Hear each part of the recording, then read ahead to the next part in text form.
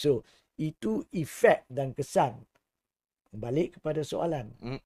Liwat. Liwat. Ramai duk komen nak dengar pasal liwat ni. Liwat ni saya tak terlewat jawabnya. Tak. Masih on time. Masih on time. Okey, alhamdulillah, takut liwat jadi lewat pula. Ni cerita liwat ni Haji. Baik. Apa cerita ni? Depa kata Nick Elin cabar liwat dah boleh. Orang tak faham lah kata macam tu. Saya pun sekali-sekali nampak macam betul. Tapi bila saya baca balik apa semua, tak betul lah. Jadi saya nak Haji sendiri. Kupasan Haji tentang liwat ini Haji. Baik, liwat yang tak terlewat ni, pada hakikatnya, memang adalah antara seksyen yang telah dicabar oleh Nick Elin. Tapi kita tak terkejut dia mencabar peruntukan liwat dalam seksyen, dalam enactment Kelantan ini, kerana dia berpandukan kes cabaran dia kepada kes Iki Putera. Dan dalam kes Iki Putera, satu-satunya seksyen yang dicabar dan diterima sebagai tidak sah kuasa gubalan adalah seksyen 28 liwat di Selangor. Jadi sebenarnya peruntukan liwat di enactment Kelantan tidak ada kemusykilan untuk Mahkamah Persekutuan membuat keputusan. Mereka cuma perlu copy and paste. Saya dah ada dah sebelum tu. Ya. Cukup ringkas jawapan saya. Kalau ramai tunggu lama pun tak guna. Sebab jawapan dia ada dalam kes Iki Putera. Pokoknya di sini sekarang maksud dia. Ini saya nak jelaskan dan ini penting. Maksud dia kalau misal kata ada seorang Muslim yang dikatakan atau didakwa meliwat seorang Muslim, walaupun ada atau tidak ada saksi-saksi lain, katakan ada saksi Muslim, tapi tidak boleh dituduh lagi meliwat di mahkamah syariah. Kerana seksyen berkenaan telah pun dibatalkan. Dan juga terdapat beberapa lagi seksyen berkaitan dengan sexual offences ataupun jenayah-jenayah seks. Ada juga berkaitan dengan tawaran-tawaran maksiat, muncikari dan sebagainya. Muncikari ni bunyi sedap macam buah. Dia adalah ibu ayam atau bapa ayam. Ya. Jadi whatever it is, seksyen-seksyen seksual berkenaan telah dibatalkan termasuk liwat. Now, yang penting saya nak uraikan di sini. Walaupun saya tidak akan masuk kepada, sebab ini sebahagian daripada cara penyelesaian.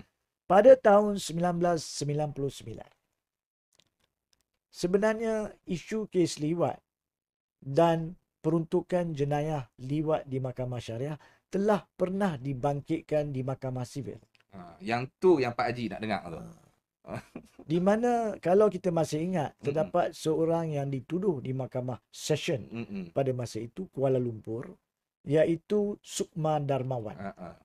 Dia dituduh berkaitan liwat. Dan dalam kes tersebut, pihak yang satu lagi yang meliwat atau diliwat adalah juga Muslim. Jadi hujah peguam Sukma Darmawan, iaitu Mendiang Karpal Singh dalam kes itu adalah, sekejap, kenapa bawa Sukma di mahkamah sivil jenayah ni? Bukankah ada peruntukan liwat di dalam enactment syariah? Bawalah ke mahkamah syariah. Kenapa bawa sini? Dan dia mengatakan antara sebab dia bagi alasan dia sebab di sini hukumannya berat. Pada masa itu 20 tahun. Maksimum lah. Tapi di mahkamah syariah 3 tahun. Now, tentang hukuman ini saya akan sentuh kemudian. Jadi ini antara alasan yang dibangkitkan. Tapi Mahkamah Persekutuan dalam kes tersebut dengan jelas menyatakan bahawa pertamanya, dalam pandangan mereka, tidak ada masalah untuk ada dua set undang-undang jenayah. Satu sivil, liwat. Satu syariah, pun liwat. Yang keduanya, sama ada nak bawa di mahkamah mana adalah untuk pihak pendakwa menentukan. Maksudnya, katalah yang menangkap orang yang meliwat atau yang cuba meliwat ni adalah pegawai penguatkuasa syari'i. Okey. Dan mereka mestilah pergi siasat di bawah enactment syariah. Dan mereka mendapati yang dituduh meliwat dan yang jadi mangsa meliwat adalah Muslim dan mungkin ada satu atau dua saksi dan kesemua mereka Muslim. Maka kalau mereka nak bawa ke mahkamah syariah, itu pun dibicara peguam syari'i, pendakwa raya syari'i. Tapi misal kata, apabila ditahan, yang pelakunya mungkin Muslim. Tapi mangsanya tu pada masa itu tak pasti. Kemudian bila disiasat, didapati dia bukan Islam. Dan mungkin salah satu atau beberapa saksi, jika ada saksi, pun ada antara mereka yang bukan Islam. Maka mungkin mereka boleh buat keputusan tak sesuai untuk dibawa sebab mangsa tu bukan Islam. Takkanlah dia nak bagi keterangan di mahkamah syariah. Adakah dia selesa dengan keputusan mahkamah syariah sebab dia mangsa, dia pun saksi. So, maka dengan itu pihak peguam atau pihak pelaksana undang-undang syar'i dan pendakwa raya syar'i, hubungilah pihak polis. Buatlah laporan silang kepada pihak polis. Pihak polis teruskanlah siasatan. Kalau dia orang setuju dengan keterangan yang ada, memang ada cubaan libat ataupun libat, maka tuduhlah di mahkamah sivil. Walaupun salah seorang mungkin Muslim. Nampak tak? Tu, 1999. 30 tahun lebih.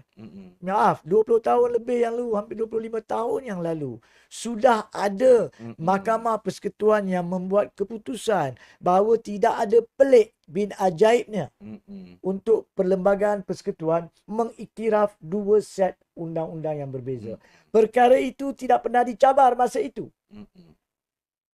Sebab perkara itu tidak dicabarlah, Mahkamah Persekutuan dalam kes Sukma tidak perlu melihat klausa pengecualian tadi. Jangan salahkan mahkamah pula buat salah. Mahkamah cuma selesaikan pertikaian yang dibawa di hadapannya. Pertikaiannya pun adalah berkaitan dengan cadangan peguam Sukma. Kes tu sepatutnya di mahkamah syariah. Dia tak cabar peruntukan mahkamah syariah. Dia kata bawa ke sana. Betul. Jadi mahkamah tak perlu lihat sama ada perkara itu sahih atau tak sahih. Dan di sini dalam kes Iki Putera dan Nick Elin, mahkamah terpaksa untuk melihat. Dia kata, oh, kes Sukma dulu tu memanglah macam tu. Sebab di situ tidak ada keperluan mahkamah nak melihat klausa pengecualian. Di sini kami perlu sebab cabaran adalah ianya terkeluar daripada klausa pengecualian. So ini adalah perkara yang berlaku di mahkamah.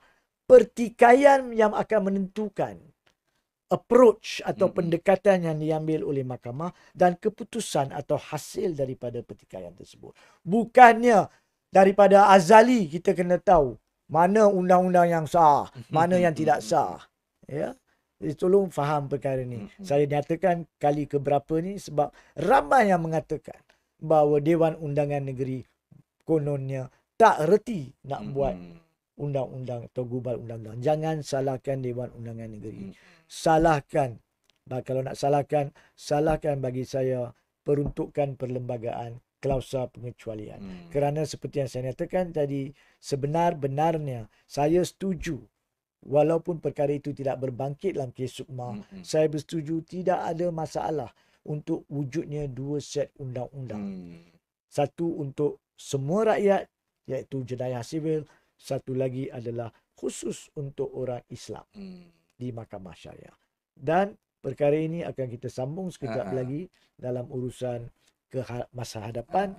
Tetapi pada masa yang sama, selepas daripada Sukma 1999, selepas daripada Juzaili 2015 dan juga selepas daripada sebelum Iki Putera, iaitu pada tahun 2018-2019, terdapat beberapa kes lain di Mahkamah Persekutuan yang diputuskan oleh Yang Ma'arif Ketua Hakim Negara pada masa itu, Rauf Sharif, yang mengatakan orang Islam adalah tertakluk kepada dua set undang-undang.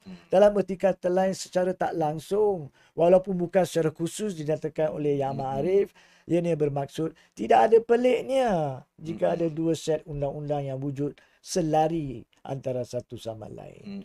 Jadi saya berpegang kepada kedudukan undang-undang dan akan menyokong mana-mana tafsiran dan pendekatan yang membolehkan penggunaan kedua-dua set sivil dan jenayah di Malaysia. Tapi bagaimanakah caranya perlu kita tangani dalam bahagian keempat. Saya harap saya telah menjawab liwat secara tidak lewat. Kami puas mendengar dan kami semua amat memahami. Terima kasih. Lega rasa satu demi satu disentuh oleh Tuan Haji Hanif Katri untuk memahamkan kita